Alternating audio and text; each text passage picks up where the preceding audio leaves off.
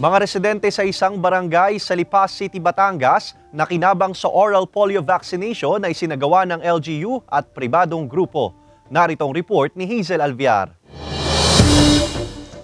3 polio vaccine, kabilang ng oral vaccine ang kinukumpleto ni Donalyn para sa 6 na buwang gulang niyang sanggol. Kaya naman hindi na niya sinayang ang pagkakataon nang mabalitaang may libreng oral polio vaccination sa kanilang lugar sa Barangay Bulacnin, Lipas City. Malaking tulong po kasi siya, ma'am, kasi una, less na siya, hindi na namin siya babayaran sa mga ospital. Tapos, yun nga, kasi talagang kailangan ng mga bata. Batid din raw ni Romelyn ang kahalagahan ng pagkakaroon ng oral polio vaccine. Makakatulong po ito para na rin ma-end na rin yung mga polio ngayon. Mahirap na rin kasi sa mga bata. Ilan lang sina Donalyn at Romelyn sa nakinabang sa libreng oral polio vaccination na isinagawa ng lokal na pamahalaan sa pagkikipagtulungan ng isang non-government organization. Today, when we had the opportunity to give those drops to children, I looked into their faces and those babies are going to grow up and they're going to run and play in these streets. They're not going to have a crippling disease. So until we get rid of every single last wild polio virus,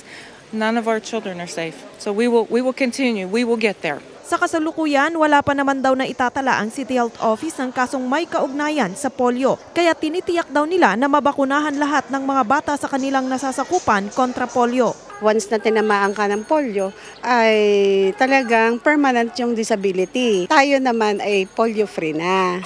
So, i-maintain natin yon, no, para through vaccination. Kaya hinihikayat namin ang mga mothers, mga parents na pabakunahan talaga ang mga bata every time na nakaschedule sila. Samantala, malaking tulong rin daw sa City Health Office ng Lipa ang mobile dental health clinic na ibinigay sa kanila ng grupo. Maari na rin daw kasi silang magbigay ng serbisyong dental sa mga residente sa mga barangay.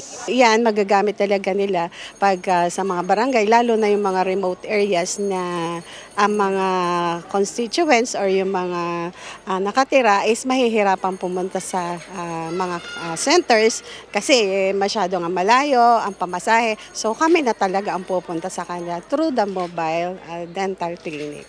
Kasama si Kel Ravaca, Hazel Alviar, Balitang Southern, Tagalog.